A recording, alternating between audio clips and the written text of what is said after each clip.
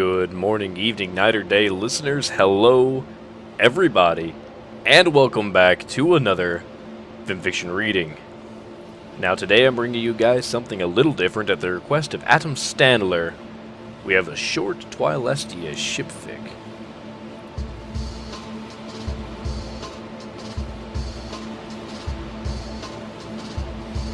Sacrifice by Caracaz.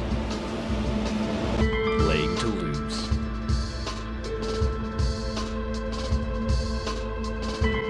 Sacrifice.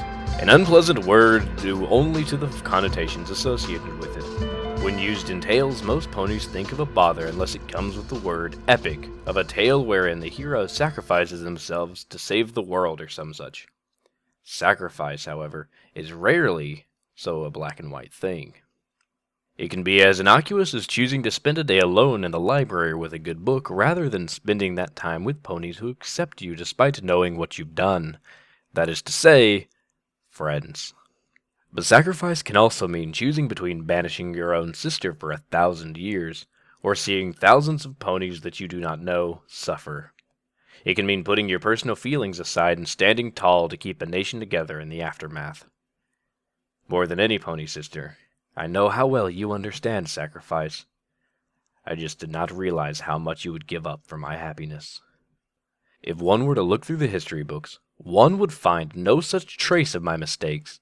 Even the storybooks, tales told to foals, gloss over the crimes I committed like they never existed.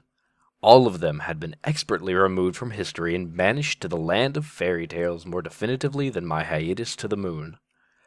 I was so angry the first time I read one such book, furious about the apparent negligence to the chronicles whose job it was to track what happened during those dark times.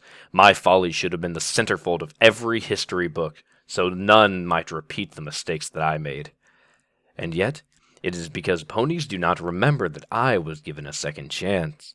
My redemption may have come at the hooves of 6 ponies I had no knowledge of, but every kind word and every smile that was offered to me after that was your doing, and yours alone. Even if it hadn't been all you had done, I would have never been able to repay you. But you, my sister, kept on giving, even after I returned. The days we spent side by side, reading through 1,000 years of literature and knowledge, and the innumerable explanations you gave to me as though you did not have a country to run. The nights where I, the princess of the night and mistress of dreams, was so frightened by my own memories that I sought shelter in your bed, and how you soothed and comforted me with words and actions alike, letting me know that you were there for me. You have always been a rock for me. Before our fight, you always had a kind word and a smile for me, even when I did not return it.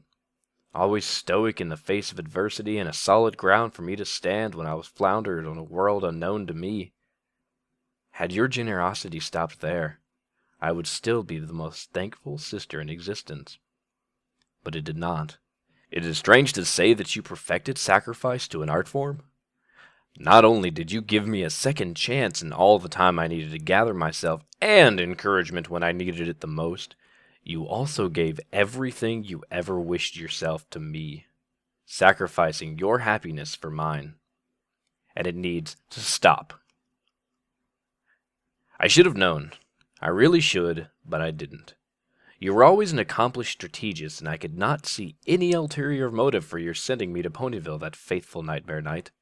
At first, I was scared of all the things I thought every pony would somehow know about me. Scared that without you there to serve as a safety net and catch me if I made a mistake, I would be as helpless as a newborn foal.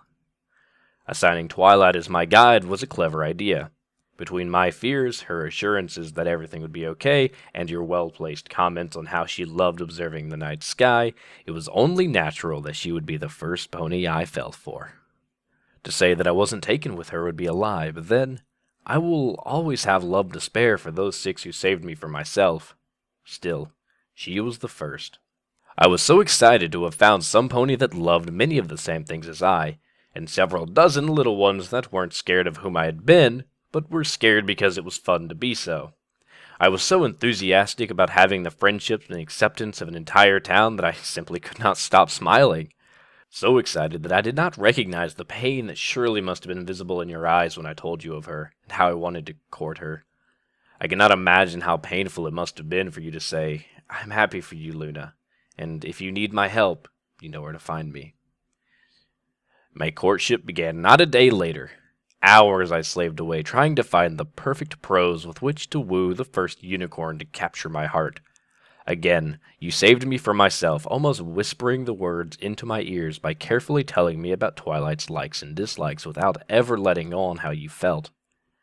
If I had been more observant, I likely would have recognized such an intimate knowledge could only come from a deep, complicated relationship that spanned many years. As it was, I was simply grateful that my sister could help me where my own creativity had failed me. Partially, this disaster is Twilight's fault. Had she rejected me outright, I would have cried, but it would have been better finding out as I did. Rather than say no, however, she thanked me for the wonderful letter and allowed my courtship to bloom into romance. Flowers. Stars only know why I thought flowers would be a good gift for a mare who spends every waking moment with her nose in a dead tree. I did not think to tell you how awkward our first date was after that, but perhaps some good came out of it after all.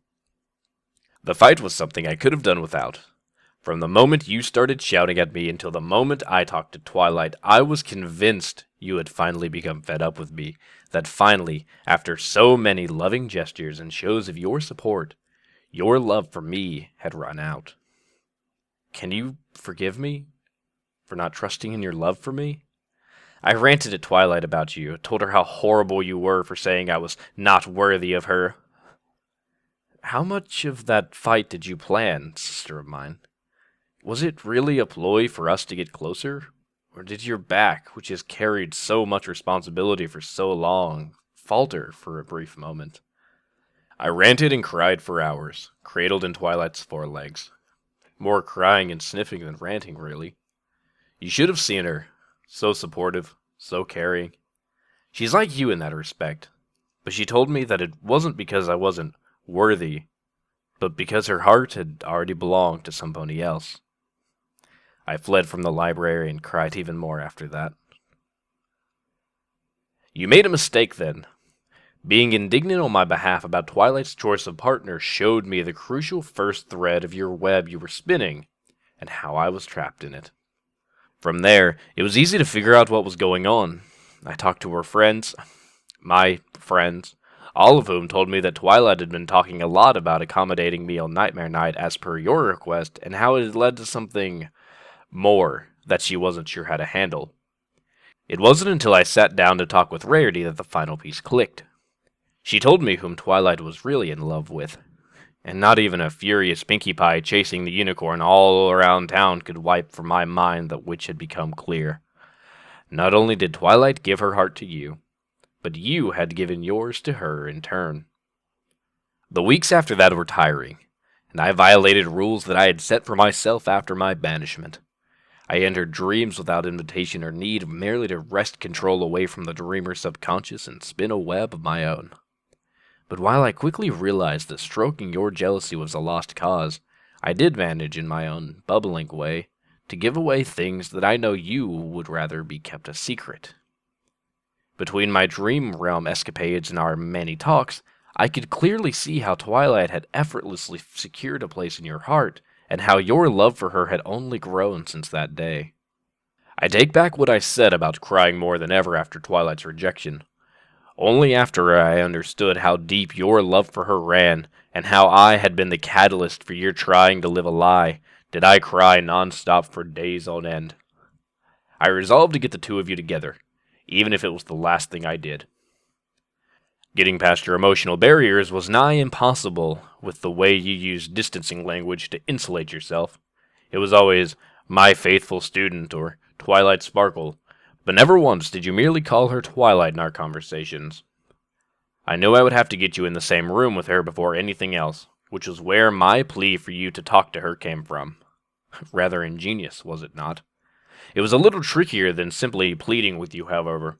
Making you live through a night full of nightmares about a distraught Twilight in order to melt through all the barriers you had erected around your heart was not as painful for me as it was for you. Hearing you screaming and cry in your sleep, knowing that I could not let you wake up for it to work, however, pained me on a level that I have not known since my return. The price I paid for inflicting nightmares on you were my own. For weeks I suffered from the terrors of that night. Only in my dreams, you were the one rejecting me. The next day was, I think, the longest I have ever experienced. Flying out ahead of your chariot without being seen and hiding in her library was tense. Waiting for the two of you to get talking seemed like it would last forever. I can still see the two of you sitting down, drinking tea, and Twilight's nervous stuttering at your presence.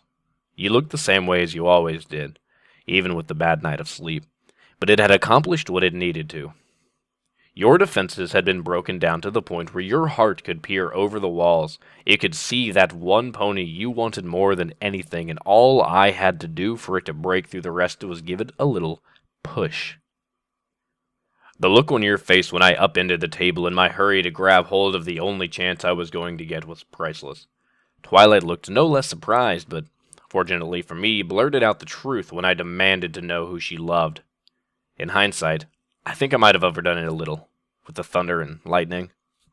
Even you cannot argue with the results, however.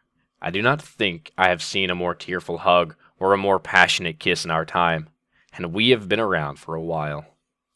Please forgive me for ruining your plans, and please forgive me for all the pain I caused you, both in my unwitting excitement and in my determined planning.